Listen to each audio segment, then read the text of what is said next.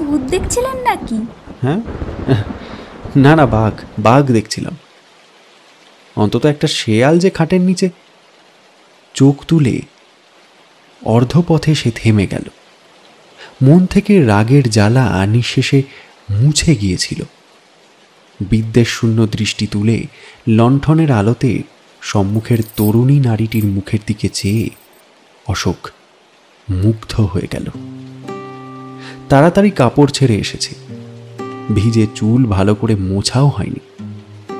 একগোছা জলসিক্ত কুন্তল গালের পাশ দিয়ে লতিয়ে নেমে এসে বুকের ওপর লুটিয়ে পড়েছে।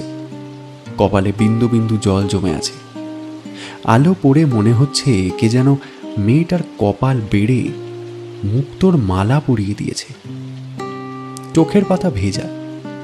তার অন্তরাল থেকে যে দৃষ্টি মেলে চেয়ে আছে তার যেন তুলনাই নেই। নেকি লাল হয়ে চোখ নত করল।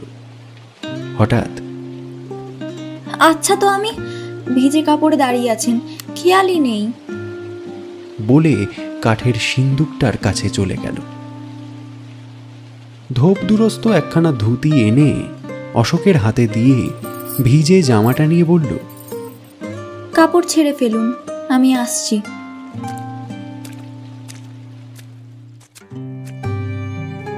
নমস্কার, গল্প.in 2.0 আজকের পর্বে আপনাদের সকলকে স্বাগত। আমাদের আজকের গল্প মানিক বন্দ্যোপাধ্যায়ের লেখা একটা অন্য রকমের প্রেমের গল্প, নেকি। আজকের গল্প পাঠে আমি সৌম্যজিৎ। শুরু হচ্ছে আজকের গল্প, নেকি।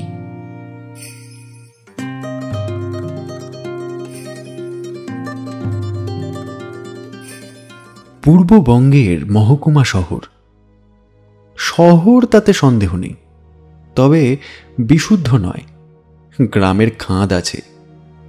চারিদিকে ঘুরে গেলে মনে হয় যেন এ শহর আর গ্রামের আলিঙ্গনবদ্ধ মূর্তি। বাজার আর আপিস অঞ্চলটুকু দিব্যি শহর, আপ টু ডেট বাজার। কলকাতায় কোনো নতুন ফ্যান্সি জিনিস উঠলে 1 মাসের ভেতরেই স্থানীয় মণিহারি দোকানগুলোতে আত্মপ্রকাশ করে। একটি মাত্র বাঁধানো রাস্তা, মাইল খানেক লম্বা। বাজারের বুক ভেদ করে আদালতের গা ঘেঁষে গিয়ে মাটির রাস্তায় আত্মগোপন করেছে। বাজারের কাছে ছোট ছোট কয়েকটা শাখাও আছে। বাজারের কিছু দূরে থাকা রাস্তার ধারে একটা হাই স্কুল, কাছাকাছি পাবলিক লাইব্রেরি, টাউন হল, অফিসারদের ক্লাব সংলগ্ন টেনিস কোর্ট ইত্যাদি। অভাব নেই কিছুরই। শহর যেমন হয় আর কি। বাকিটুকু কিন্তু গ্রাম ছাড়া কিছু নয়। বাড়িঘর সবই প্রায় চাঁচের বেড়া এবং টিনের ছাদ দেওয়া।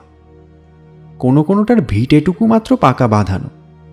শুধু তাই নয়, গ্রামের যা প্রধান প্রধান লক্ষণ, প্রকাণ্ড প্রকাণ্ড আমকাঁঠালের বাগান, পুকুর, ডোবা, ঝোপ ঝাড়, জঙ্গল, বেদবন থেকে আরম্ভ করে সাপ, ব্যাঙ, শিয়াল, বেজি এবং টিকটিকির রাজ সংস্করণ গোসাপ পর্যন্ত সমস্তই আছে। শহরের পশ্চিম প্রান্তে আগাগোড়া চুনকাম করা একটা পাকা বাড়ি। বাড়িটা বরাবর স্থানীয় প্রথম মুনসেফ দখল করে থাকেন। এখন আছেন হেমন্ত মুখার্জি।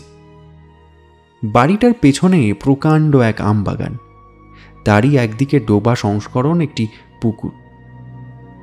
এক গল্পের আরম্ভ ওইখানেই। একদিন বেলা প্রায় 10টার সময় 16-17 বছরের একটি মেয়ে স্নান করছিল। পুকুরের চারদিকে প্রকৃতির নিজের হাতে গড়া গাছপালার প্রাচীর, এত ঘন যে 8-10 হাতের ভেতরে এলেও বুঝতে পারা যায় না এখানে পুকুর আছে। আশেপাশে বাড়িঘরও বেশি নেই, একান্তই নির্জন। মেয়েটির শঙ্কা ছিল না। নিত্যকার মতো সমস্ত পুকুরটা সাঁতরে এসে নিশ্চিন্ত চিত্তে অঙ্গ মার্জনা করছিল।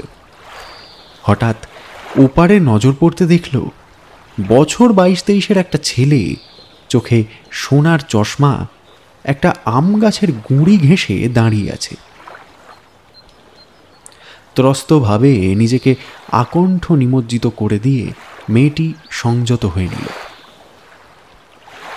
জড়সড় হয়ে তেমনইভাবে গলা পর্যন্ত জলে ডুবে দাঁড়িয়ে রইল। ভাবল ভদ্রলোকের ছেলে সরে যাবে। ছেলেটির কিন্তু নড়বার লক্ষণ দেখা গেল না, তেমনইভাবে দাঁড়িয়ে রইল। রাগে বিরক্তিতে মেয়েটি ঠোঁট কামড়ে ধরল। এক মুহূর্ত দ্বিধা করে জল থেকে উঠে এলো। তারপর ধীর পদে ছেলেটির কাছে এগিয়ে গেল। ছেলেটি নিবিষ্ট চিত্তে গাছের ওপর কি দেখছিল, যেন পৃথিবীর আর কোনো দিকে তার লক্ষ্য নেই। রাগে গা জ্বলে গেল। তিক্ত স্বরে মেয়েটি বললে, দেখুন। ছেলেটি চমকে তার দিকে তাকালো। হ্যাঁ? মেয়েটি বলল, এত দূর থেকে দেখতে বোধহয় আপনার অসুবিধা হচ্ছে। ঘাটের বাড়ি চলুন না, আমার স্নানের এখনো বাকি আছে। আমায় বলছেন? দ্বিতীয় ব্যক্তি তো আর কাউকে দেখছি না এখানে। আপনি ভদ্রলোকের ছেলে, আপনার যদি এরকম প্রবৃত্তি। রাগে দুঃখে মেয়েটির কণ্ঠ রুদ্ধ হয়ে গেল। ছেলেটি অকৃত্রিম বিস্ময়ে তার মুখের দিকে চেয়ে রইল। মেয়েটি আবার বলল, আরও একদিন আপনি উকি মারছিলেন, কিছু বলিনি, কিন্তু এই আপনার কোন দেশি ভদ্রতা? আপনার বাধে না, কিন্তু আমরা যে লজ্জায় মরে যাই। মানুষকে এত নীচ ভাবতেও যে কষ্ট হয়। বিবর্ণ মুখে ছেলেটি বলল, এসব আপনি কি বলছেন? আমি ন্যাকামি। ছেলেটির মুখ দেখে মন একটু নরম হয়েছিল। এই ন্যাকামিতে আবার কঠিন হয়ে গেল। কটু কণ্ঠে বলল, অন্যায় বলেছি, দু চোখ বড় বড় করে দেখুন।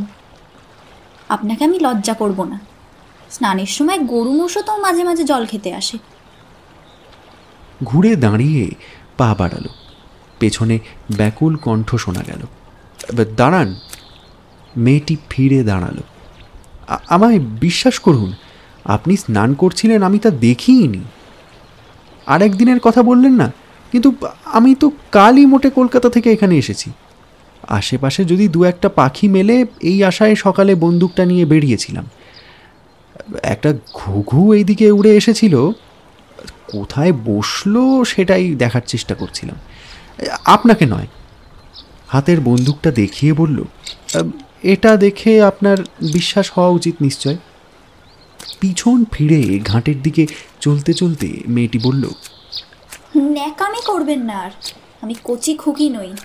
ছেলেটির মুখ কালো হয়ে গেল। সকালবেলার উজ্জ্বল আলো পর্যন্ত যেন এক সুন্দরী তরুণীর দেওয়া কুৎসিত অপবাদের ছাপে মলিন হয়ে উঠল। ছেলেটি নিঃশ্বাস ফেলে সরে গেল।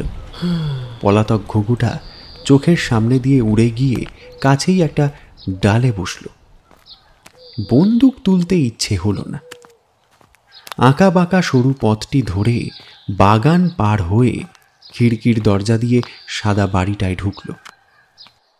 বন্দুকটা বড় ঘরের কোণে ঠেস দিয়ে রেখে বিরস মুখে খাটের একধারে বসে পড়ল। মা বললেন, কি শিকার করলি রে অশোক? হ্যাঁ, অপবাদ। অপবাদ? বলে খানিকক্ষণ চুপ করে থেকে অশোক বলল, গায়ের মেয়েগুলি ভারী ঝগড়ুটে হয়, তাই না মা? কারো সঙ্গে ঝগড়া করে এলি নাকি? আমায় করতে হয়নি, একাই করেছে। বাবু স্নান করছিলেন, ঘুঘু খুঁজতে সেই পুকুর পাড়ে গেছি। জল থেকে উঠে এসে যা মুখে এলো শুনিয়ে দিল। যত সব ওত পেতেছিল বোধ হয়। হ্যাঁ, বাপ রে বাপ, তোমরা থাকো এখানে, আমি কাল কলকাতা চম্পট দিচ্ছি। কোন পুকুর? বাগানের ভেতরটা? অশোক ঘাড় নেড়ে সায় দিল। তবে বোধ হয় হৃদয় মুক্তারের ভাগ্নি। খুব সুন্দর দেখলি? দেখলাম? না দেখতেই যা শোনালো, দেখলে বোধ হয় খেয়েই ফেলতো। অশোকের ক্রুদ্ধ মুখের দিকে চেয়ে মা হেসে ফেললেন। না রে, ও খুব ভালো মেয়ে। দোষের ভিতর শুধু একটু তেজি আর ঠোঁট কাটা। মেয়েদের একটু তেজ থাকা ভালো রে, কাজে দেয়। অন্যায়ও মোটে সহ্য করতে পারে না। জানি, খুব ন্যায়বানও। কাল এলাম আমি এই জঙ্গলে, আর বলে কি না আরেক দিন নাকি আমি উকি মারছিলাম। যত সব। চিনতে পারেনি। নেকি তো প্রায়ই আমার কাছে আসে, চিনলে ক্ষমা চেয়ে নেবে দেখিস। নেকি? ওর নাম আবার নেকি নাকি? হ্যাঁ, ছেলেবেলা থেকে নাকে কাঁদ্য বলে ওর পিসি ওই নাম রেখেছিল। নাকে কাঁদ্য? যেরকম বলছিল মা, আরেকটু হলে আমিই কেঁদে ফেলতাম। আজও যে সন্ধ্যার পর কালবৈশাখী দেখা দেবে, দুপুরবেলার প্রচণ্ড গুমোট সেই সত্যটা নিঃসংশয়েই জানিয়ে দিচ্ছিল। কাল বৃষ্টি হয়ে গেছে, আজ ভ্যাপসা গরমে যেন সিদ্ধ করে দিচ্ছে। শুকনো খটখটে গরম বরং সহ্য হয়, এই ভিজে গরম এমন উৎকট লাগে। বিছানায় শীতল পাটি বিছিয়েও অত্যাধিক উত্তপ্ত হয়ে অশোক ঘামছিল। মা বাড়িতে নেই, কাছেই এক মুনসেফের বাড়ি বেড়াতে গেছেন। রোদ বৃষ্টিতে আর যা কিছুই আটকাক, মেয়েদের বেড়ানোটা আটকায় না। ছোট ভাই পুলকের সকালে স্কুল, আমবাগানে তার খোঁজ মিলতে পারে। হাতের বইটা টেবিল লক্ষ্য করে ছুঁড়ে দিয়ে অশোক উঠে বসল। ভিজে তোয়ালে দিয়ে সর্বাঙ্গের ঘাম মুছে অর্ধোন্মুক্ত বাতায়ন পথে বাইরের গুমোট স্তব্ধ পৃথিবীর ওপর সূর্যালোকের নিষ্ঠুর অত্যাচারের দিকে চেয়ে রইল। দুপুরবেলা, কিন্তু চারিদিকে গভীর রজনীর স্তব্ধতা ব্যাপ্ত হয়ে আছে। প্রকৃতির অস্বাভাবিক গাম্ভীর্য যেন স্পর্শ করা যায়। অনুভূতির সীমার মাঝে যেন আপনি হাত বাড়িয়ে ধরা দিতে চায়। রাত দুপুরের যা নিজস্ব, আজ দিন দুপুরে চমৎকার মানিয়ে গেছে। হঠাৎ চাপা দীর্ঘশ্বাসের মতো সামান্য একটু বাতাস বয়ে যেতেই ভেজানো দরজাটা মৃদু শব্দ করে খুলে গেল। মুখ ফিরিয়ে চাইতেই অশোক অবাক হয়ে দেখল খান্দুই বই হাতে করে নেকি উঠান দিয়ে আসছে। ভিজে চুল পিঠের ওপর ছড়িয়ে রয়েছে। রোদের হাত থেকে বাঁচানোর জন্য শাড়ির আঁচলটুকু মাথায় তুলে দিয়েছে। বড় ঘরে উকি মেরে অশোকের মাকে না দেখে মাসিমা, মাসিমা বলে ডাক দিয়ে নেকি অশোকের ঘরের সামনে এসে দাঁড়ালো। বিছানার ওপরের লোকটির দিকে নজর পড়তেই সে রীতিমতো চমকে উঠল। আপনি? ও হ্যাঁ, ঠিক। অশোক গম্ভীরভাবে বলল, মা বাড়ি নেই। বাড়ি নেই? বই দুখানা ফেরত দিতে এসেছিলাম। জানলা দিয়ে বাইরের দিকে দৃষ্টি রেখে অশোক বলল, ও ঘরের টেবিলের ওপর রেখে দিন। নেকির যাবার লক্ষণ দেখা গেল না। সেইখানে দাঁড়িয়ে সপ্রতিভভাবে প্রশ্ন করল, আপনি অশোক বাবু না? হুম। তাহলে তো কালকে ঘুঘুর কথাটা বিশ্বাস করতে হলো। আমার সৌভাগ্য। তবে বিশ্বাসটা হলো কিসে যে আমি অশোকবাবু? হ্যাঁ, মাসিমার কাছে আপনার কথা এত শুনেছি যে বিশ্বাস না করে আর উপায় নেই। আপনার আসার কথা জানতাম, কিন্তু রাগের মাথায় আর মনে ছিল না। এখানকার কোনো ফাজিল ছোঁড়া মনে করেছিলাম আপনাকে। বেশ করেছিলেন। আপনি তো ভীষণ চটেছেন দেখছি। অশোক কথা বললে না। নেকি বলল, চটারই কথা, মিথ্যে অপবাদ কে আর সইতে পারে। আচ্ছা, আমি হাত জোড় করে ক্ষমা চাচ্ছি, তাহলে হবে তো? হবে। কেউ বাড়ি নেই, বিকেলে এলে ভালো করতেন। অর্থাৎ আপনি এখন যান, তাই তো? অশোক নির্বিকার উদাসীনের কণ্ঠে বলল, হ্যাঁ সেই রকম মানেই তো দাঁড়ায়। নেকির মুখ ম্লান হয়ে গেল। কথা না খুঁজে পেয়ে বলল, তাড়িয়ে দিচ্ছেন? না না, তাড়াবো কেন? অতখানি অভদ্রতা করতে পারি আপনার সঙ্গে? আমার বলবার উদ্দেশ্য। অশোক থেমে গেল। উদ্দেশ্য? উদ্দেশ্য মূর্খ। আসল কথা কি জানেন? আপনাকে আমি ভয় করি। হয়তো বলে বসবেন একলা পেয়ে আমি আপনাকে অপমান করছি।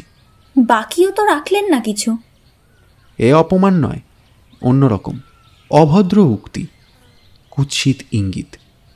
চারিদিকের নির্জনতা অন্যরকম অপমানের অর্থটাকে এমনই স্ফুটতর করে তুলল যে অপমানে নেকির মুখ লাল হয়ে উঠল।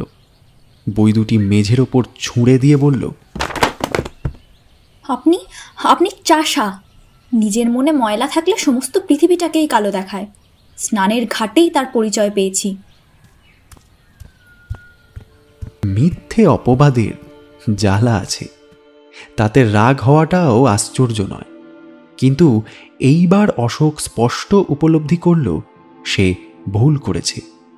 শ্রদ্ধা যার প্রাপ্য তাকে দিয়েছে অপমান। সে না হয় নজর দিতে যায়নি, কিন্তু অমন কি কেউ যায় না? বাঙালির মেয়ে লজ্জায় মাটির সঙ্গে মিশে গিয়ে কোনো রকমে ক্ষুধিত দৃষ্টির সম্মুখ থেকে নিজের দেহটা সরিয়ে নিয়ে যায়। অমন মুখোমুখি অন্যায়ের বিরুদ্ধে দাঁড়াতে পারে কটি মেয়ে? ঘৃণায় নাসিকা কুঞ্চিত করে কটি মেয়ে একান্ত নির্জনে একজন অপরিচিত যুবকের মুখের ওপর বলতে পারে, আপনি গরু, মহিষ, আপনাকে আমি লজ্জা করব না? আজ তুচ্ছ আত্মাভিমানের বশে সেই মেয়েটিকেই সে অপমান করেছে। তাও সে যখন ক্ষমা চেয়েছে তখন। বিকেলে দুই ভাইকে খাবার দিয়ে মা বললেন, তোর নেকিদি 2 দিন এলো না কেন রে পুলক? পুলক আমে কামড় দিচ্ছিল। আমটি সরিয়ে সংক্ষেপে জবাব দিল,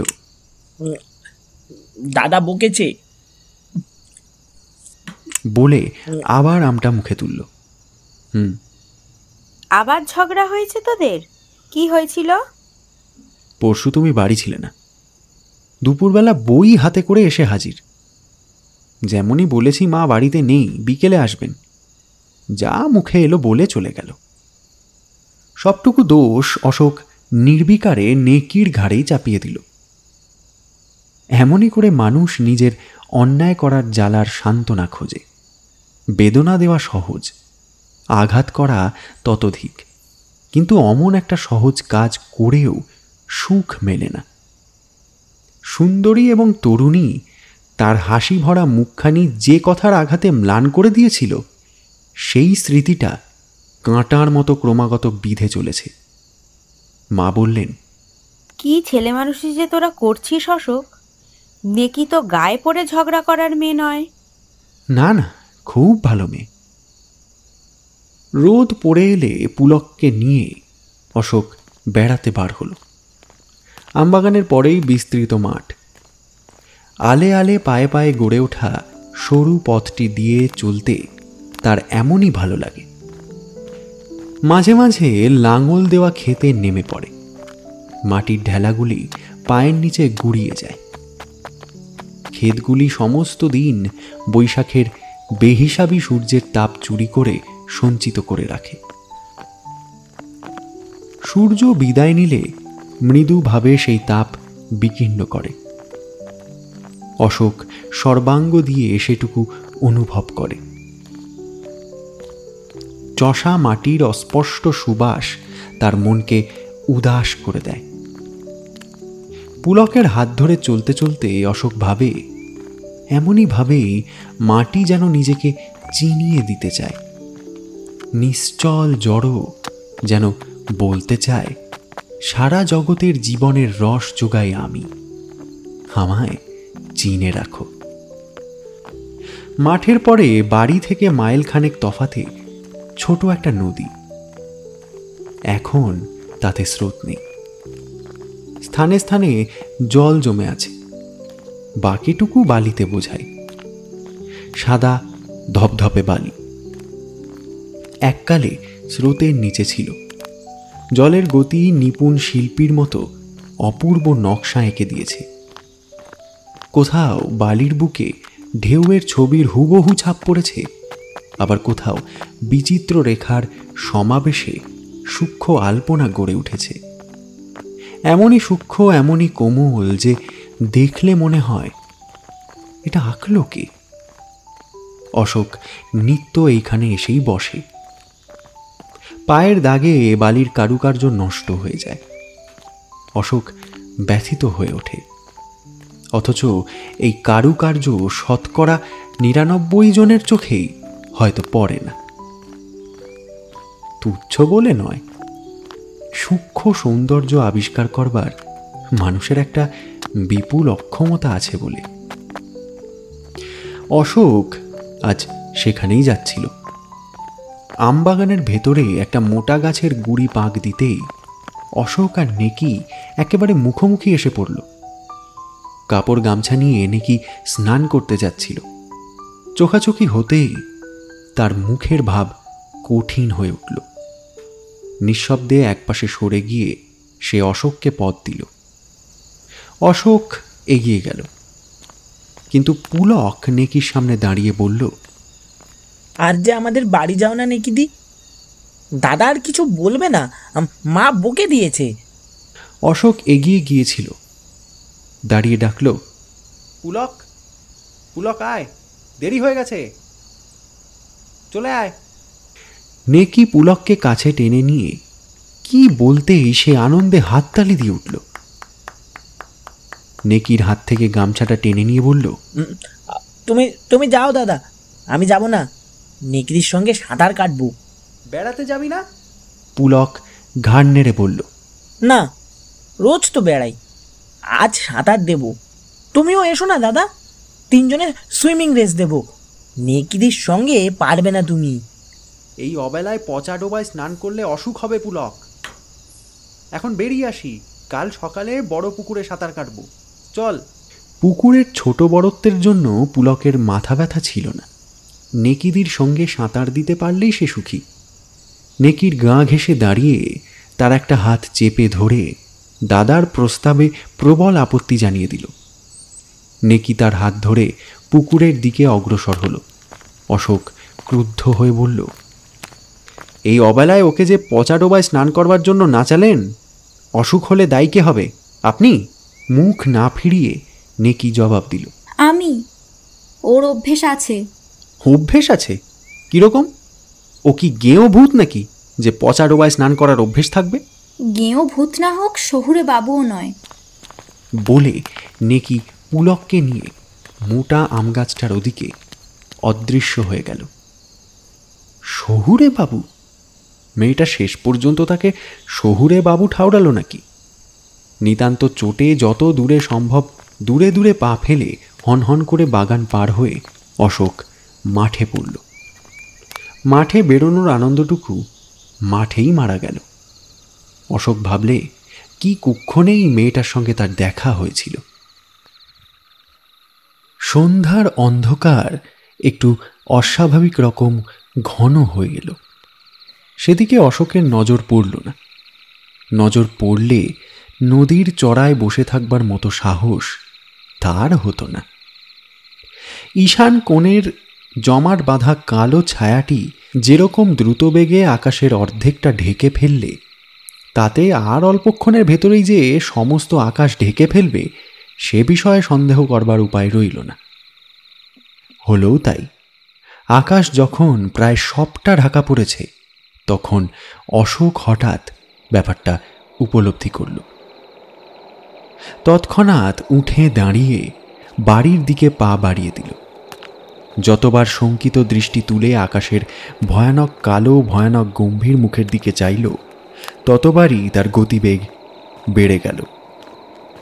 নেকি তো নেকি, ঝড় শুরু হওয়ার আগে কোনো রকমে বাড়ি পৌঁছনোর চিন্তা ছাড়া অন্য সব কথা তার মনে থেকে বেমালুম লুপ্ত হয়ে গেল। এই সময় একরকম নিত্যকার ব্যাপার হলেও ইতিপূর্বে পূর্ববঙ্গের কালবৈশাখীর যে পরিচয় পেয়েছিল, তাতে এই নির্জন মাঠে এসে কালবৈশাখীর সঙ্গে মুখোমুখি দাঁড়াবার কল্পনা করেই সে ভয় পেয়ে গেল। জমাট বাঁধা অন্ধকারকে শিউরে দিয়ে বিদ্যুৎ চমকে উঠল। অশোকের দ্রুত চলা দৌড়ানোতে পরিবর্তিত হয়ে গেল। অশোক পুরী গিয়েছিল। দূর থেকে সমুদ্র গর্জন কেমন শোনায় জানত। পিছন থেকে সেই রকম একটা অস্পষ্ট গর্জন কানে আসতেই সে বুঝতে পারল কালবৈশাখী তাড়া করে আসছে এবং তাকে ধরে ফেলতে মাত্র 2-3 মিনিট লাগবে। হাঁফ ধরে গিয়েছিল। দৌড়ে বিশেষ লাভ নেই, বরং উঁচু নিচু মাঠের ভেতর অন্ধকারে আছাড় খাওয়ার আশঙ্কা পুরো মাত্রায়। বাধ্য হয়ে দৌড়ানো বন্ধ করে অশোক দ্রুত চলা শুরু করল। আর একবার বিদ্যুৎ চমকাতে অশোক দেখল আমবাগান তখনও 5-7 মিনিটের পথ। আমবাগান? ঝড় তো ধরে ফেলবে ঠিক। তখন আমবাগানের ভেতর দিয়ে যাওয়াটা কি বুদ্ধিমানের কাজ হবে? অশোকের ইচ্ছে হলো একবার থমকে দাঁড়িয়ে কথাটা ভালো করে চিন্তা করে নেয়, কিন্তু পিছনের গর্জনটা খুব কাছে এবং বেশি রকম স্পষ্ট হয়ে উঠেছে দেখে দাঁড়াবার সাহস হলো না। আর দ্বিতীয় পথের সন্ধান তো সে রাখে না। অন্য সময় ঘণ্টাখানেক ধরে খুঁজে অন্য দিক দিয়ে ঘুরে যাওয়ার ভালো রাস্তা আবিষ্কার করা হয়তো সম্ভব হতো, কিন্তু এখন সারা রাত ধরে খুঁজলেও যে সে পথের সন্ধান মিলবে না তা ঠিক। আমবাগান ছাড়া আর পথ নেই। কাঁচা পাকা ঢের ফল গাছগুলি খাইয়েছে, আজ যদি নিতান্তই চাপা দেয় তাতে আর কি বা করা যাবে। পিছন থেকে মহা কলরব করতে করতে ঝড় এসে অশোককে এমনই জোরে ধাক্কা দিল যে মুখ থুবড়ে পড়তে পড়তে কোনো রকমে সামলে নিল সে নিজেকে। আর জোরে চলবার চেষ্টা করবার প্রয়োজন হলো না। বাতাসই অশোককে ঠেলে নিয়ে চলল, ঠিক যেন ভোজবাজি শুরু হয়ে গেল। চিরকাল মাথা উঁচু করেই আছে, কিন্তু গাছগুলি পর্যন্ত শটান শুয়ে পড়বার জন্য আকুলি ব্যাকুলি শুরু করে দিল। লাখখানেক ঢাকঢোল বাজিয়ে প্রকৃতি যেন বিদঘুটে রকমের ওয়ার ডান্স আরম্ভ করে দিল। সব ভেঙে চুরমার করে ঠান্ডা হবে সে। মেঘের সংযম রইল না, ফোঁটা ছাড়া ধারাপাত আরম্ভ হয়ে গেল। সেই পতনশীল বাড়িধারা নিয়ে পাগল হাওয়া এমনই খেলা শুরু করে দিলে যে দেহের অনাবৃত অংশের স্পর্শেন্দ্রিয় দিয়ে এবং বিদ্যুতের আলোতে দর্শনেন্দ্রিয় দিয়ে ভালো করে অনুভব করে অশোকের ইচ্ছে হতে লাগলো সেই মাঠের ভেতরেই মুখ গুজে শুয়ে পড়ে। ঝড়ের শব্দ তো আছেই, তার উপরে আকাশের মেঘেদের অজস্র চকমকি ঢুকে আলো জ্বালবার অবিশ্রাম চেষ্টায় ক্রমাগত যে আওয়াজ হতে লাগল তাতে অশোকের শ্রবণেন্দ্রিয় সংজ্ঞাহারা হয়ে পড়বার উপক্রম করল। আমবাগানের শেষ প্রান্তে হৃদয় মুক্তারের বাড়ি। অশোকের পথ তার রান্নাঘরের পাশ দিয়েই গিয়েছে।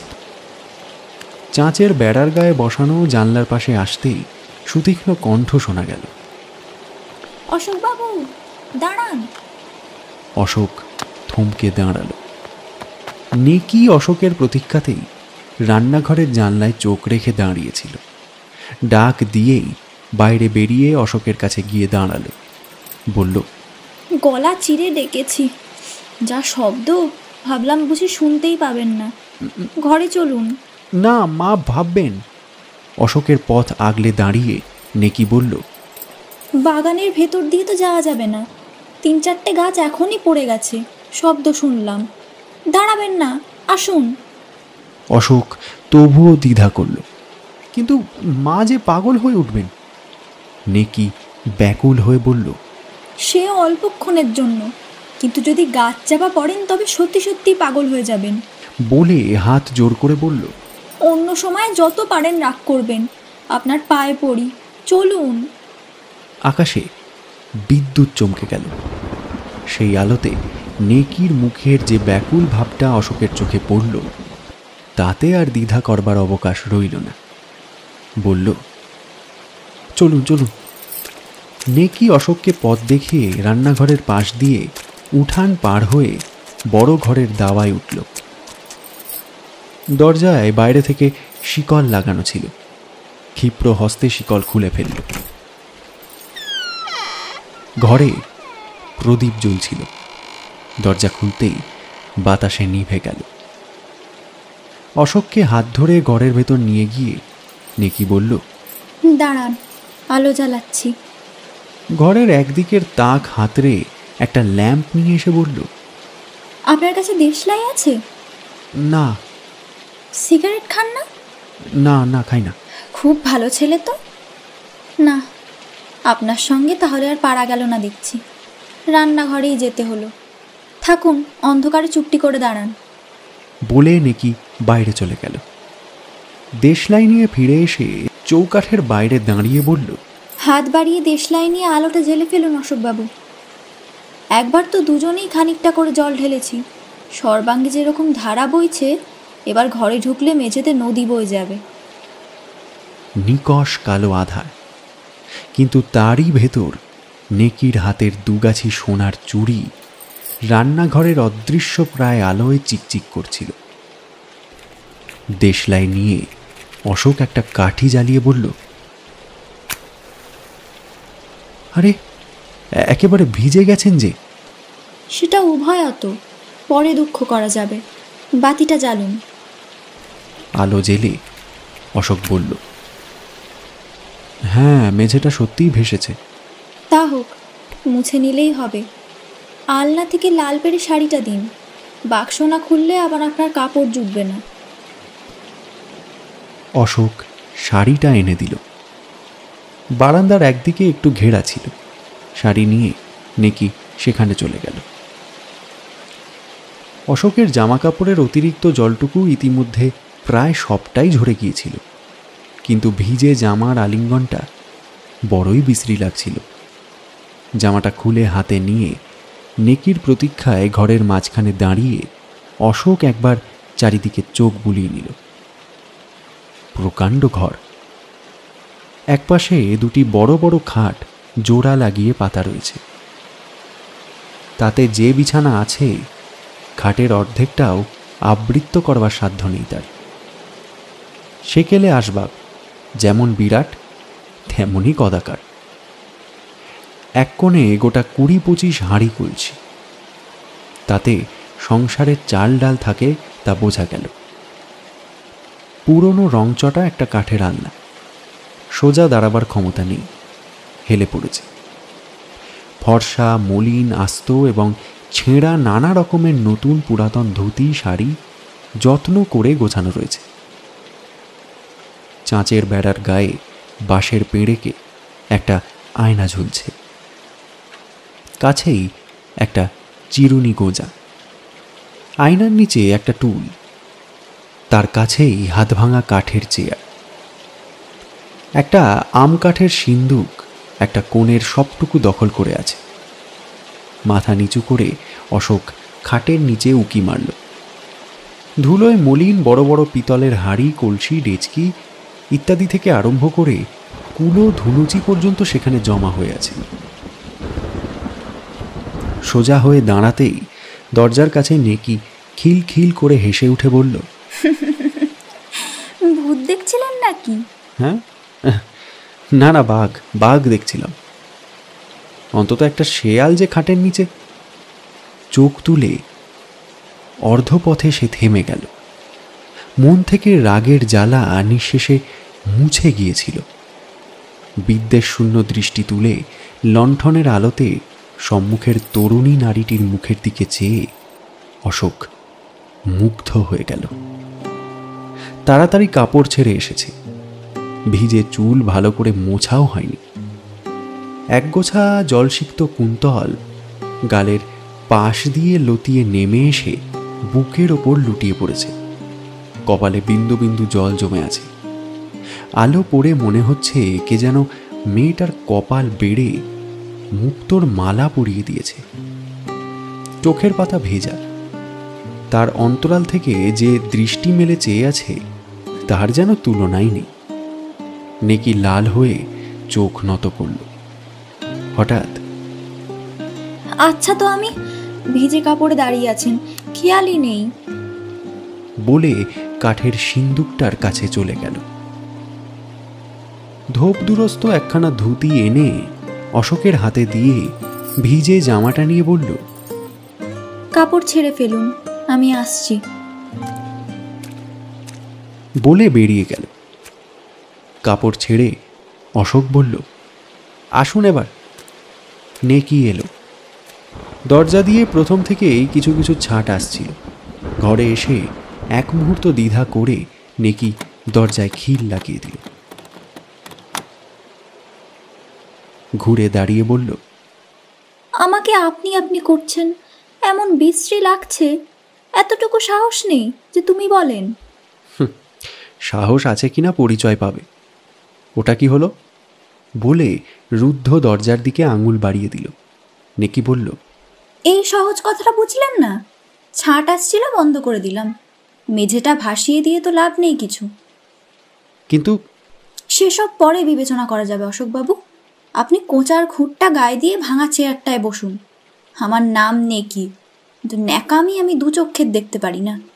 আপনার সঙ্গে একা এক ঘরে যদি থাকতে পারি, দরজা খোলা বন্ধে বিশেষ কিছু যায় আসবে না। খোলা থাকলে বরং ঘরটা ভিজবে। অশোক বসে বলল, হ্যাঁ তুমিও বসো, কতগুলো প্রশ্ন আছে। খাটের কোনায় বসে হাসি মুখে নেকি বলল, হুকুম করুন। তুমি কি এখানে একা থাকো? তাই কি আপনি সম্ভব মনে করেন নাকি? থাকি আমরা তিনজন, মামা, পিসিমা আর আমি নিজে। মামা জমি দেখতে পরশুদিন মফস্বলে গেছেন, আর পিসি বিকেলে কাদের বাড়ি গিয়েছিল, ঝড়ের জন্য আটকা পড়ে গেছে। যে আচমকা ঝড় এলো, আপনি ফিরছেন না দেখে আমার যা ঝড়ের সময় মাঠের মধ্যে ভারী ভয় হয় অশোকবাবু। ব্যস্ত হয়ে উঠে দাঁড়িয়ে অশোক বলল, আমি চললাম। নেকি বিস্মিত হয়ে বলল, কি হলো আবার? আমার মতো মূর্খ আর নেই। ছি ছি ছি ছি, একবারও খেয়াল হলো না? কি হলো বলুন না।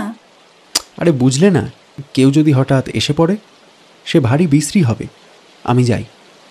ভাববেন না, এই ঝড়ে কেউ আসবে না। আর যাবেনই বা কি করে? আরে না না, তুমি বুঝছো না, তোমার কত ক্ষতি হবে তুমি জানো?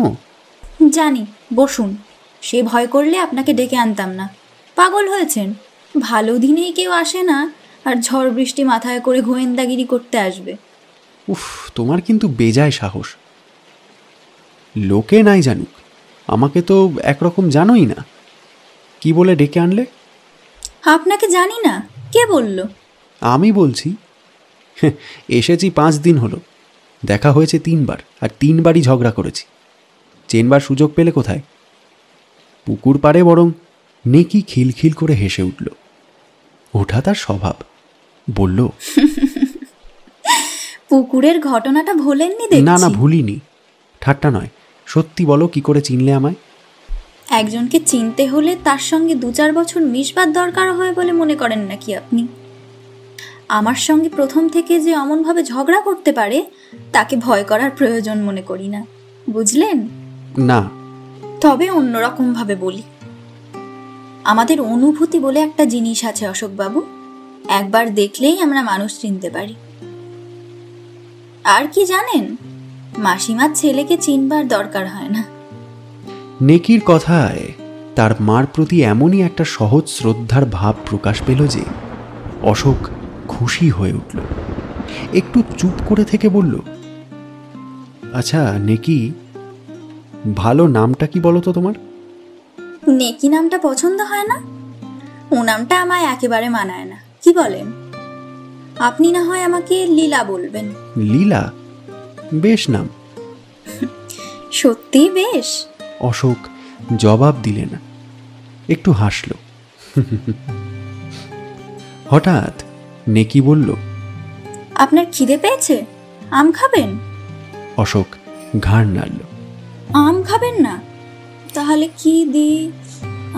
কাল সন্দেশ করেছিলাম, গোটা 4 আছে বোধ হয়, তবে তাই খান। অশোক আবার ঘাড় নাড়ল। ঘাড় নাড়ছেন যে খালি, ইচ্ছেটা কি? ইচ্ছে কিছু না খাওয়া। বাড়ি থেকে যতদূর সাধ্য খেয়ে বার হয়েছিলাম, এখন আর খিদে নেই। রাগ হলো? আচ্ছা দাও, খাবো। থাক, খিদে না থাকলে খেতে নেই। খিদে যেন পাচ্ছে বলে মনে হচ্ছে, মানে এতক্ষণ বুঝতে পারিনি। কি দেবে দাও, খেয়ে নি। নেকি হাসি মুখে খাবার নিয়ে এলো। শুধু সন্দেশ নয়, আমও কেটে দিল। ঘরেই ছিল। কোণের কলসি থেকে জল গড়িয়ে দিল। অশোক নিঃশব্দে আহারে মন দিল। নেকি বলল, খেতে খেতে কথা বলুন, চুপ করে থাকতে ভালো লাগে না। কি বলবো? যা খুশি। যা খুশি নয়, অশোক নেকির কথাই পারল। একটু একটু করে নেকির জীবনের যে ইতিহাস সে শুনল, তাতে অবাক হয়ে গেল। বড়লোকের মেয়ে, কলকাতায় বাবার ব্যবসা ছিল। মা কবে মারা গিয়েছেন নেকির তা মনে নেই। পিসি তাকে মানুষ করেছে। কী সব কারণ ঘটেছিল নেকি জানে না। তার যখন 16 বছর বয়স, ব্যবসা ফেল পড়ল। বাজারে দেউলিয়া নাম জাহির হওয়ার আগেই বন্দুকের গুলিতে নিজের মাথাটা ফুটো করে দিয়ে নেকির বাবা সব দায় এড়িয়ে চলে গেলেন। আপনার বলতে এই মামা। চোখ মুছতে মুছতে বছর 2 আগেই পিসিকে নিয়ে এই মামার আশ্রয়ে এলো। পিছনে ফেলে এলো আজন্ম অভ্যস্ত শৌখিন জীবন। নতুন জীবনের ভয় বাবার শোককে পর্যন্ত ছাপিয়ে উঠেছিল অশোকবাবু। পাড়া গাঁ কখনো চোখে দেখিনি। পিসির কাছে শুনে 2 চোখে খালি অন্ধকার দেখতে লাগলাম। গাঁয়ের মেয়েরা কিভাবে থাকে, ভোর 5টায় উঠে গোবর দিয়ে কেমন করে ঘর নিকোয়, লাউ কুমড়োর চচ্চড়ি দিয়ে কেমন আরামে দুবেলা পেট ভরায়। পিসির কাছে লম্বা ফেরিস্তি শুনে মনে হচ্ছিল কাজ নেই আর বেঁচে থেকে, এর চেয়ে আপিন খাওয়া ভালো। তারপর যখন সত্যি সত্যি এলে তখন কেমন লাগলো? এসে দেখলাম ভয়ের কারণ নেই। ঘর নিকোনোর দরকার হলো না, বাসনও মাজতে হলো না, রান্নার ভাতটাও পিসিমা নিলেন। সেদিক দিয়ে বিশেষ কষ্ট হলো না। কিন্তু কপাল মন্দ, আমি আসার 3 মাসের ভেতরই কয়েকটা মোকদ্দমা হেরে মামার অবস্থা ভয়ানক খারাপ হয়ে গেল। মামা অবশ্য বললেন না, অবস্থা বুঝে আমি নিজেই ঝিকে ছাড়িয়ে দিলাম। বুক বেঁধে একদিন যে ভয়ে আপিন খেতে ইচ্ছে হয়েছিল, সেই গোবর ল্যাপা থেকে বাসন মাজা পর্যন্ত সব কাজগুলো করে ফেললাম। কোথাও কিন্তু বাঁধল না। রান্নাটাও বোধহয় এখন করতে হয়। হ্যাঁ, পিসির বাতের শরীর, তাই আর পারেন না। ঝড়ের বেগ একটু কমে পড়তেই নেকি বলল, আপনি এখন আসুন অশোকবাবু। একা ফেলে গেছে, পিসি হয়তো ঝড় ঠেলেই এসে পড়বে। এই সামান্য ঝড়ে আর গাছ পড়বে না। পিসির আসার কথাই ভাবছো? আমি যদি সবাইকে বলে দিই সন্ধেটা কোথায় কাটিয়ে গেলাম? ওইটুকু আপনি করতে পারবেন না। এই দুর্ঘটনার কথা সম্পূর্ণ গোপন থাকবে। মাকে কিন্তু বলতে হবে। তা তো হবেই, মাসিমাকে বলবেন বই কি। আমি অন্য লোকের কথা বলছিলাম। চলুন, আপনাকে বরং একটু এগিয়ে দিয়ে আসি। তারপর তোমাকে কে এগিয়ে দিয়ে যাবে শুনি? আমার দরকার হবে না, একাই আসতে পারবো। অশোক ঘরের বাইরে পা দিয়ে বলল, বাড়াবাড়ি করো না, আমি শিশু নই। দরজা দিয়ে বসো, এইটুকু আমি যেতে পারবো। আচ্ছা, আসুন তবে। অশোক বারান্দা সিঁড়ি দিয়ে নামতে যাবে, নেকি বলল, বাড়ি গিয়ে কাপড় ছেড়ে ফেলবেন কিন্তু। 2 বার ভিজতে হলো, অসুখ না হয়। আচ্ছা বলে সিঁড়ি দিয়ে নেমে আবার উঠে এলো। বলল, তোমার ভয় করবে না তো? একটু একটু করবে। আর দাঁড়াবেন না, পিসি এলে ভারী মুশকিলে ফেলবে। অশোক উঠানে নেমে গেল। নেকি চেঁচিয়ে বলল, আর একটা কথা অশোকবাবু, তাহলে আপনাতে আমাতে সন্ধি তো? উঠান থেকে ঘাড় ফিরিয়ে অশোক বলল, সন্ধিপত্রের খসড়া করে রেখো, সই করে দেব।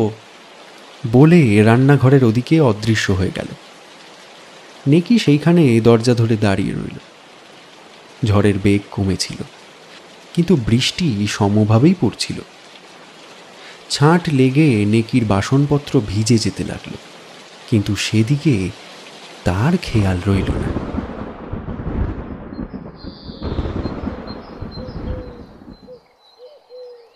পরের দিন সকালে অশোকের জামা আর কাপড় হাতে করে যেতেই অশোকের মা নেকিকে জড়িয়ে ধরে চুমু খেলেন। বললেন, বাগানের এক একটা গাছ পড়ার শব্দ শুনছিলাম, আর আর আমার বুকের পাঁজর যেন ভেঙে যাচ্ছিল রে মা। যা ছেলে, তুই না ডাকলে ওই বাগানের ভেতর। সুখে তৃপ্তিতে লজ্জায় নেকির মুখখানা আরক্ত হয়ে উঠল। সে মাথা নত করল। মা বললেন, বস, খাবার খেয়ে যাবি, ঠাকুরকে ভাড়ারটা বার করে দিয়ে আসি। বলে চলে গেলেন। অশোক কাগজগুলো নিয়ে বলল, আপনার জামার পকেটে এই কাগজপত্রগুলো ছিল অশোকবাবু, ভিজে একদম চুপসে গেছে। মানি ব্যাগটা? Money bag? মানি ব্যাগ তো ছিল না। কি ছিল না? কিরকম? কাগজ রইল, ব্যাগ উড়ে গেল? যতই করুন অশোকবাবু, আর ঝগড়া বাঁধবে না। সন্ধি হয়ে গেছে। ঠাট্টা নয়, বেশি টাকা ছিল নাকি? না, গোটা 5 ছিল। দৌড়াবার সময় মাঠে পড়েছিল, বুঝেছিলাম। তুলে নেবার সুযোগ হয়নি। ভালোই হয়েছে, সারের কাজ দেবে। তা দেবে, টাকার মতো সার আর নেই। মাসখানেক কেটে গেল। সকালবেলা মা চা করছিলেন। ঝরা ফুলের মতো পরিম্লান মূর্তি নিয়ে নেকি এসে তার গা ঘেঁষে বসল। মা বললেন, জ্বর ছেড়েছে? উঠে এলি যে? জ্বর নেই, আমায় 1 কাপ চা দিও তো মাসিমা। এখনো খাসনি কিছু? তবে আগে একটু দুধ খেয়ে নে, তারপর চা খাস। 2 দিনের জ্বরে কি চেহারাই হয়েছে মেয়ের। স্টোভের ওপর কড়ায় দুধ জাল হচ্ছিল। বাটিতে ঢেলে নেকির সামনে ধরলেন। অশোক বলল, 3-4 বার করে পচা ডোবায় স্নান করলে জ্বর হবে না? প্রথম দিন থেকেই ও পুকুরে স্নান করাটা আপনার চক্ষুশীল হয়েছে দেখছি। কি মুশকিল! এই মেয়েটা প্রথম দিনের সেই ঘটনাটুকু নিজেও ভুলবে না, অশোককেও ভুলতে দেবে না। মা কি কাজে উঠে যেতেই বাটির দুধ প্রায় সবটা কড়ায় ঢেলে দিয়ে চোখ কান বুজে বাকিটুকু নেকি উদরস্থ করে ফেলল। চায়ের কাপ তুলে নিয়ে বলল, দুধ তো না, বিষ। তাই তো দেখছি, মাকে বলতে হচ্ছে। না লক্ষ্মী, বলবেন না। এক্ষুনি 1 বাটি দুধ গিলিয়ে দেবেন। ভালোই তো। ভালো বই কি, চায়ের কাপটা শেষ করে তাড়াতাড়ি দাঁড়িয়ে মার আসবার আগেই পালাই তাহলে। না না, বসো বসো, বলবো না। আমায় রাঁধতে হবে, পিসিমার অসুখ। এই শরীরে রাঁধবে? না রাঁধলে চলবে কেন? মামা 2 দিন হাত পুড়িয়ে রেঁধে রেখেছেন। এই যা, আসল কথাই বলতে ভুলে গেছি। বিকেলে আপনার আম খাওয়ার নেমন্তন্ন রইল, পুলককে নিয়ে যাবেন। বলে নেকি চলে গেল। বিকেলে প্রায় 6টার সময় পুলককে সঙ্গে নিয়ে আম খাবার নিমন্ত্রণ রক্ষা করতে গেল। হৃদয় চক্রবর্তী একগাল হেসে অভ্যর্থনা করলেন। কি সৌভাগ্য! কথাটাই উচ্চারণ করলেন 12-20। চক্রবর্তীর বয়স নির্ণয় করা দুঃসাধ্য। মাথায় চুলে পাক ধরেছে। চুল বলা সঙ্গত নয়, কদম ফুলের পাপড়ি যেন। মুখে দাড়ি গোফের জঙ্গল। হাসবার উপক্রম করলেই সেই জঙ্গল ফাঁক হয়ে তামাকের ধোয়ার বিবর্ণ কতগুলি দাঁত আত্মপ্রকাশ করে। এমনই অতিরিক্ত বিনয় প্রকাশ করতে লাগলেন যে সেগুলি প্রকাশ হয়েই রইল। বড় ঘরের বারান্দায় সেই ভাঙা চেয়ার আর টুলখানা পাতা হয়েছিল। অশোক আর পুলককে বসিয়ে চক্রবর্তী নিজে একটা পিঁড়ি দখল করে উবু হয়ে বসে ডাকলেন, নেকি। নেকি ভেতর থেকে সাড়া দিল, আম কেটে নিয়ে যাচ্ছি মামা। 2 থালা বোঝায় আম দুজনের সামনে ধরে দিতেই অশোক বলল, এই কি ব্যাপার, এত আম কি করে খাবো? চক্রবর্তী মাথা নেড়ে বললেন, কিছু না, জুয়া কাল, লোহা পেটে পড়লে হজম হয়ে যাবে। খান, লজ্জা করবেন না। আপনার মা ঠাকুরুন নেকিকে স্নেহ করেন তাই, নইলে আমাদের মতো লোকের বাড়ি আপনাকে খেতে বলা সাহসী হতো না। নেকি মুচকি হেসে ভেতরে চলে গেল। কি যে বলেন! বলে অশোক একটা আম তুলে নিল। বলল, নে খা পুলক, উনি যখন ছাড়বেন না যা পারি খাই, বাকি নষ্ট হবে। চক্রবর্তী মুখ তার মানুষ, তাই বকতে পারেন। আসর সরগরম করে রাখলেন। অশোক কখনো দিয়ে কাজ সারতে লাগলো, আবার কখনো বলল নিশ্চয়ই নিশ্চয়ই, কখনো মৃদু হেসে বলল তাই বই কি। বিষয় থেকে বিষয়ান্তরে ভ্রমণ করে চক্রবর্তী কলিকালের লোকের ধর্মজ্ঞানহীনতা এবং উৎকট লোভপরায়ণতার কথা কীর্তন করলেন। বললেন,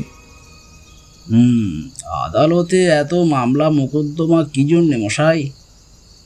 ওই লোভ, মিথ্যে সাক্ষী তৈরি করে কার 2 বিঘে জমি আছে তাই আত্মসাৎ করবার চেষ্টা।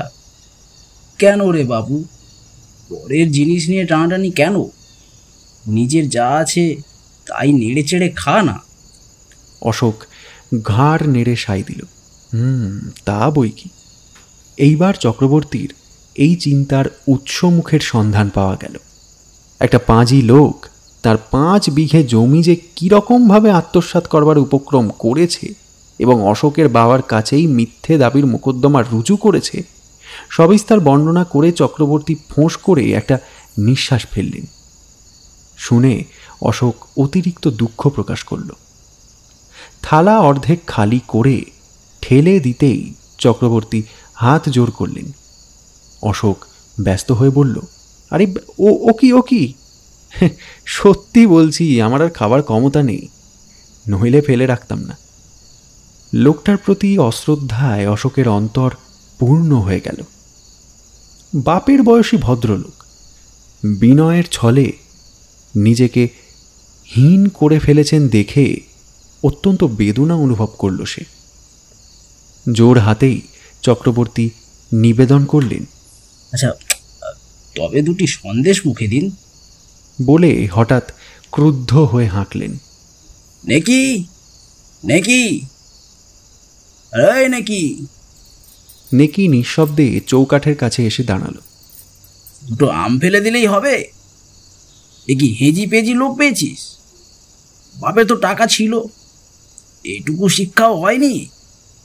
সন্দেশগুলো কি তোর জন্য এনেছি নাকি? 4টে প্রশ্ন। নেকি নতমুখে শুধু সন্দেশের সংবাদটাই দিল। সন্দেশ নেই। নেই? কি হলো, পাখা গজিয়েছে? আছে, দেওয়া যাবে না।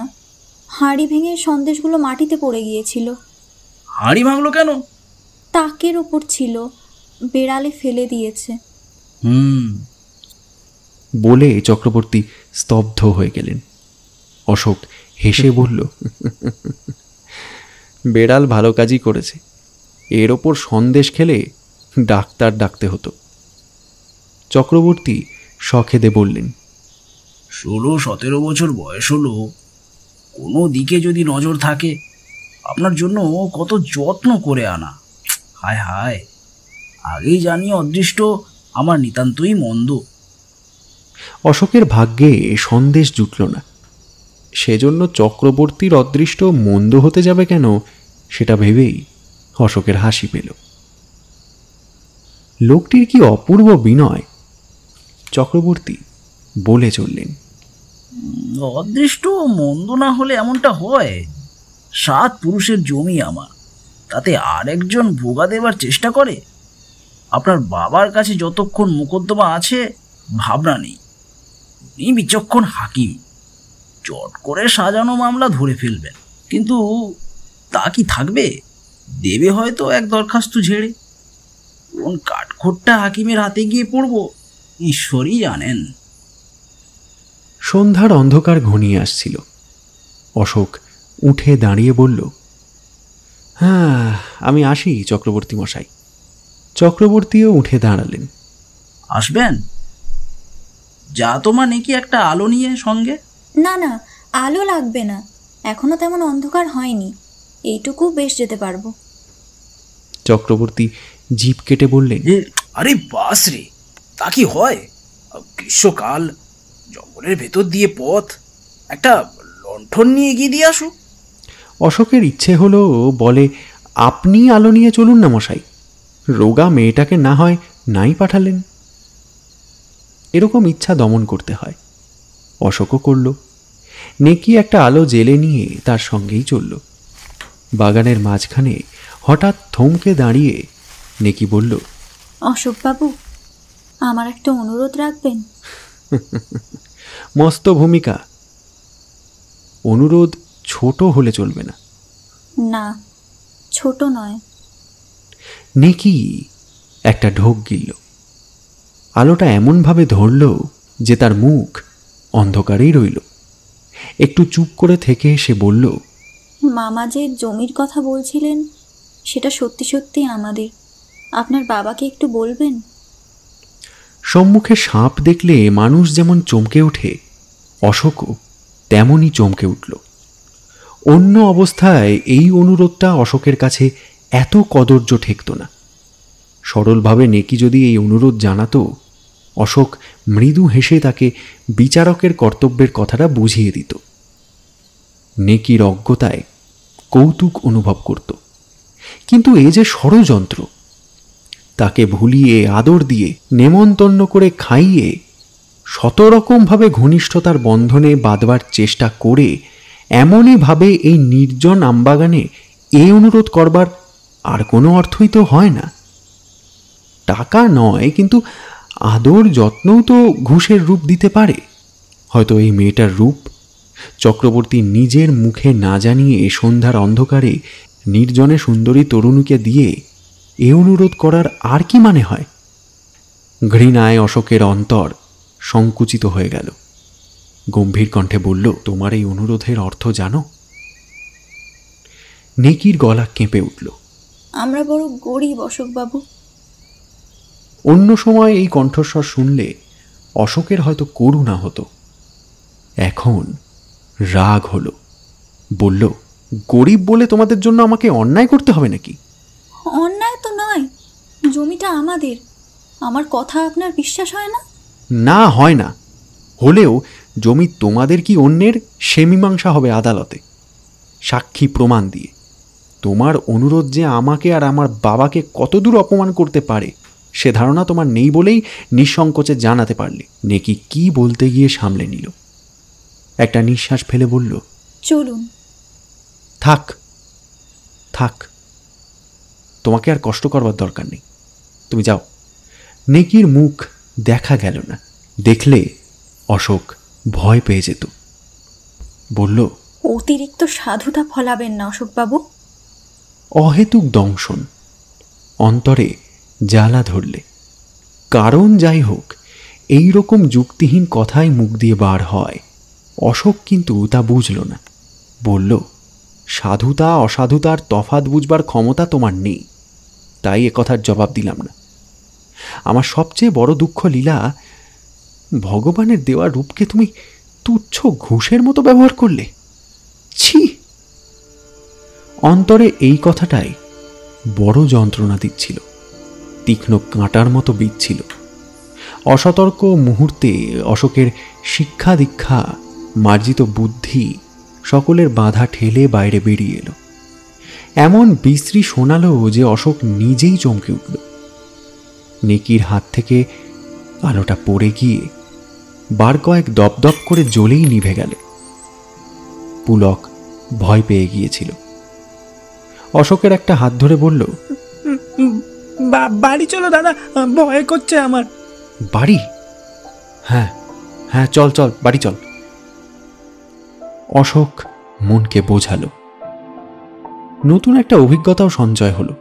মন্দ কি? ফুলে যে কীট থাকে সে তত্ত্বটা তো জানাই ছিল। এবার থেকে সাবধান হওয়া যাবে। কিরকম জড়িয়ে জড়িয়ে না বাঁচছিল। মুক্তি পেলাম, বাঁচা গেল। মুক্তিও বটে, বাঁচাও বটে। দুটোর একটার চিহ্ন অশোক খুঁজে পেল না। বাঁধন খসেছে মনে করতেই বাঁধনে টান পড়ল। যা নেই বলে জানল তারই টানে টানে পাকে পাকে হৃদয় ভেঙে পড়তে চায় দেখে অশোক চমকে গেল। অশোক দেখে অবাক হয়ে গেল। নেকিকে সে যেভাবে ভাবতে চায় নেকি সেভাবে ধরা দেয় না। মনে হয় তার বিতৃষ্ণা যেন তার চোখের সামনে কুয়াশা রচনা করে দিয়েছে। সেই কুয়াশার ভেতর দিয়ে নেকিকে সে নিষ্প্রভ দেখছে, কিন্তু কুয়াশার ওদিকে নেকি তেমনই উজ্জ্বল হয়েই আছে। অশোক ধরতে পারে না, কিন্তু তার মনে হয় কোথায় যেন একটা ভুল হয়েছে। খোঁজে, হদিশ মেলে না। রাত্রে খাওয়া দাওয়ার পর বিছানায় শুয়ে অন্ধকারে সে আগা গোড়া একবার ভেবে নিল। হঠাৎ ভুলটা ধরা পড়ে গেল। চক্রবর্তী, হৃদয় চক্রবর্তী, ঠিক ঠিক ঠিক ঠিক। অশোক ধর্মর করে বিছানায় উঠে বসল। মূর্খ, মূর্খ, নিতান্তই মূর্খ সে। সবটুকুই যে হৃদয় চক্রবর্তীর খেলা, এটুকু বুঝবার ক্ষমতাও তার নেই। মামা আদেশ করলে তার কথা নেকি কেমন করে অস্বীকার করবে? আজ 1 মাস যার সঙ্গে পরিচয়, যার চরিত্রের এতটুকু অংশ তার কাছে গোপন নেই, তাকে কি করে এতখানি হীন বলে সে মনে করল? নেকির তো বিন্দুমাত্র অপরাধ নেই। অশোকের বুক থেকে মস্ত একটা ভার নেমে গেল।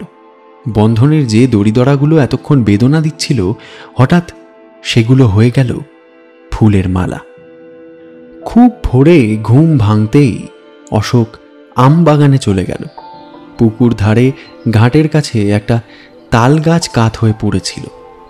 তার গুড়ির ওপর বসে সরু বাঁকা পথটির দিকে চেয়ে রইল। একগোছা বাসন হাতে নিয়ে ঝোপ ঘুরে পুকুরের তীরে এসে অশোকের দিকে নজর পড়তেই নেকি থমকে দাঁড়িয়ে পড়ল। এক রাতে তার উপর দিয়ে ঝড় বয়ে গেছে। চোখ লাল, চোখের কোলে কালি। কাল বিকেলে অতি যত্নে কবরী রচনা করেছিল। কার জন্য বুঝে কাল অশোকের খুশির সীমা থাকেনি। আজ সেই কবরী বিশৃঙ্খল হয়ে গেছে। অশোকের বুক টনটন করে উঠল। কাছে এসে বললে, লীলা, লীলা, আমায় মাফ করো। নিকির সর্বাঙ্গ কেঁপে উঠল। সে জবাব দিতে পারল না। অশোক আবার বললে, আমি বুঝতে পারিনি লীলা, তোমার কোনো দোষ ছিল না, আমি বুঝিনি। ছিল না? না, আমি জানি তোমার মামার জন্যেই। আপনার পায়ে পড়ি অশোকবাবু। যে নীচ ভগবানের দেওয়া রূপকে যে ঘুষের মতো ব্যবহার করে, দয়া করে তাকে নিচেই থাকতে দিন। বলে নেকি অগ্রসর হল। পথ ছাড়ুন। অশোক পথ ছেড়ে দিল। তার অস্বাভাবিক বিবর্ণ মুখের দিকে চেয়ে দাঁত দিয়ে ঠোঁট কামড়ে ধরে নেকি ঘাটে নেমে গেল। পরদিন অশোক কলকাতা রওনা হল। মাস 3 পরের কথা। সকালে মার কাছ থেকে অশোক একখানা চিঠি পেল। মা লিখেছেন, মাসখানেক ধরে তিনি জ্বরে ভুগছেন। খুব সম্ভব ম্যালেরিয়া ধরেছে। ডাক্তার চেঞ্জে যেতে বলেছেন। রাঁচি যাওয়া ঠিক হয়েছে। অশোকের বাবার ছুটি নেই। রাঁচি পর্যন্ত তিনি যেতে পারবেন না। কলকাতায় পৌঁছে দিয়ে তিনি ফিরে যাবেন। কলকাতা থেকে অশোককেই সঙ্গে করে যেতে হবে। সে যেন প্রস্তুত হয়ে থাকে। চিঠি পড়ে অশোক মিনিট 15 ভাবল, তারপর সুটকেস গোছাতে বসল। সেই দিন রাত্রে সিরাজগঞ্জ মেলে উঠে বসল সে। মা বলল, তোর তো আসবাব দরকার ছিল না, আমরাই তো কলকাতা যাচ্ছিলাম। যাক, বেশ করেছিস। অশোক মুখ নত করল। কেন যে এলো সে প্রশ্নের বিরামহীন মহলা তো তার মনেই চলেছে। জবাব দেবে কি করে? তোর কি কোনো অসুখ হয়েছিল অশোক? অশোক ঘাড় নেড়েই প্রশ্ন করল। পুলকের স্কুল তো ছুটি হয়নি, ও কি এখানে থাকবে? কথা ঘুরিয়ে নেবার জন্য ছেলের প্রয়াস দেখে বললেন, থাকবার ছেলেই বটে। আর জানিস, নিকি আমাদের সঙ্গে যাবে। অশোক চমকে উঠল। মেয়েটা একেবারে শেষ হয়ে গেছে রে। তুই থাকতেই ম্যালেরিয়া ধরেছিল, এখন কালা জ্বরে দাঁড়িয়েছে। অত্যাচারের তো সীমা ছিল না। গায়ে জ্বর নিয়ে কতবার যে স্নান করতো ঠিক নেই। কি চেহারা হয়ে গেছে। মা একটা নিঃশ্বাস ফেলে চলে গেলেন। মার চেঞ্জে যাওয়ার আসল উদ্দেশ্য এবার আর অশোকের কাছে গোপন রইল না। নেকি অল্প অল্প হাঁটতে পারত, কিন্তু আমবাগান পার হয়ে আসবার তার ক্ষমতা ছিল না। মা পালকি নিয়ে গিয়ে নিজে তাকে নিয়ে এলেন। অশোক উঠানে দাঁড়িয়েছিল। পালকির খোলা দরজা দিয়ে তার দিকে চেয়ে নেকি ম্লান হাসি হাসল। রাগ নেই, দেশ নেই, অভিমান নেই। সারা রাত্রি ঝড়ের আঘাত সয়ে রজনীগন্ধার দল ভোরবেলা যেমন শ্রান্ত ক্লান্ত হাসি হাসে, সেই রকমই হাসি। অশোক মুখ ফিরিয়ে নিল। নেকির পিসির অসুখ, চক্রবর্তীর তাই এই সঙ্গে যাওয়া হলো না।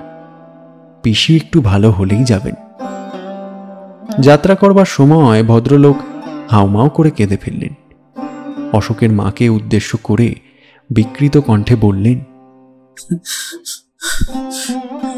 আমার আর কেউ নেই মা, ওকে ওকে আপনি ফিরিয়ে আনবেন। চক্রবর্তীর ওপর অশোকের বিতৃষ্ণার সীমা ছিল না। আজ তার মনে হলো এর চেয়ে ভালো লোক বোধহয় পৃথিবীতে আর নেই। শহরের প্রান্তবাহী ছোট নদীটি বর্ষার জলে ভরে উঠেছে। স্টিমার ঘাট পর্যন্ত গাড়ি যায় না, নৌকায় যেতে হয়। স্টিমার ঘাট শহর থেকে মাইল 5 দূরে। স্টিমারে উঠে নেকি ক্যাবিনে ঢুকতে রাজি হল না। রেলিংয়ের পাশে ডেক চেয়ার পেতে তাকে বসিয়ে দেওয়া হলো। অশোক আর মা কাছেই বসলেন। নেকি এক দৃষ্টে মেঘনার জলরাশির দিকে চেয়ে রইল। স্টিমার এক তীরে ঘেঁষে চলেছে, ওপারের তটরেখা অস্পষ্ট।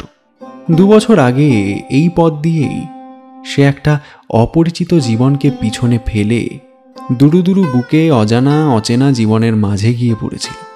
আজ আবার সেই পথেই কোন নতুন জীবনের সন্ধানে সে চলেছে কে জানে। দেনা পাওনা হয়তো মিটবে না।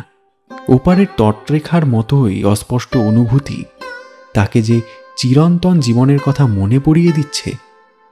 সে জীবনে যেতে মন হয়তো তার কেঁদেই উঠবে, কিন্তু যেতে বোধহয় হবেই। অশোক শুষ্ক বিষণ্ণ মুখে ডেকের পাটাতনের দিকে চেয়ে রইল। মাই কেবল মাঝে মাঝে 2-1 কথা বলতে লাগলেন। পুলকের এ সমস্ত উচ্চাঙ্গের সুখ দুঃখের বালাই নেই। রেলিংয়ে ভর দিয়ে তন্ময় হয়ে ঢেউয়ের ওঠানামা দেখতে লাগলো সে। হঠাৎ উঠে দাঁড়িয়ে মা বললেন, তোরা গল্প কর অশোক, আমার মাথা ভারী ধরেছে, কেবিনে একটু ঘুমিয়ে নিয়ে গে। মা উঠে যেতেই অশোকের মুখের দিকে চেয়ে নেকি হাসল, যেন বলতে চায়, রাগ তো তোমারও নেই, তবে কথা বলছো না কেন? চেয়ারটা নেকির কাছে সরিয়ে এনে তার মুখের ওপর ব্যাকুল দৃষ্টি মেলে অশোক বলল, আমায় মাফ করেছ লীলা। নেকি তেমনই ভাবে হেসে বলল, মাফ করবার কিছুই নেই, সেসব আমি ভুলে গেছি। তুচ্ছ ব্যাপারকে বড় করে দেখবার মতো আর আমার শক্তিও নেই, সময়ও বোধহয় নেই। অশোকের চোখে জল এলো। বলল, আমি তোমায় শেষ করে দিলাম লীলা। না না, ও কথা বলো না। হঠাৎ আকাশের দিকে আঙুল বাড়িয়ে বলল, কতগুলো সাদা পাখি কেমন সার বেঁধে চলেছে দেখো, বক তো নয়। অশোক দেখল, বলল, না, বুনো হাঁস। হাঁস? মা, হে আবার কিরকম হাঁস? আচ্ছা, ওরা দল বেঁধে কোথায় চলেছে? বেড়াতে বেরিয়েছে বুঝি? অশোক বুঝল, একেবারে নেকির পাশে সরে গেল। নেকির একখানা হাত নিজের হাতের ভেতর গ্রহণ করে বলল, ওদের তো বাড়িঘর নেই, ওরা বেরিয়েই বেড়ায়। তুচ্ছ কথার অন্তরালে অনাড়ম্বর চেষ্টায় এতদিনের বিচ্ছেদের সংকোচ মুছে ফেলাই সবচেয়ে সহজ। সত্যি বাড়িঘর না থাকা কিন্তু বেশ না? বাতাসে একরাশি রুক্ষ চুল নেকির মুখের ওপর এসে পড়ল। অশোক সযত্নে চুলগুলো সরিয়ে দিল। আরামে নেকির চোখ বুজে এলো। নিঃশব্দে অশোকের আঙুলের মৃদু স্পর্শটুকু সমস্ত মন দিয়ে উপভোগ করে চোখ মেলে অশোকের মুখের দিকে চেয়ে লজ্জিত সুখের হাসি হেসে বলল, ঘুম পাচ্ছে, ঘুমোই। ঘুমো। নেকির হাতখানা হাতের মুঠোতেই ধরা রইল। নেকির মুখের ওপর থেকে দৃষ্টি সরিয়ে নীল আকাশের বুকে সঞ্চরণশীল শ্বেত চন্দনের ফোঁটার মতো গতিশীল বুনো হাঁসগুলির দিকে চেয়ে রইল। শ্রাবণের আকাশ, কিন্তু মেঘ নেই। ওপারের অস্পষ্ট তটরেখা অস্পষ্ট হয়েই রইল। অশোক মনে মনে বলল, তাই থাক। যে তীর ঘেঁষে চলেছি সেই তীর স্পষ্টতর হোক, উজ্জ্বলতর হোক, ওপারের তটরেখা আরও অস্পষ্ট হয়ে মিলিয়ে যাক।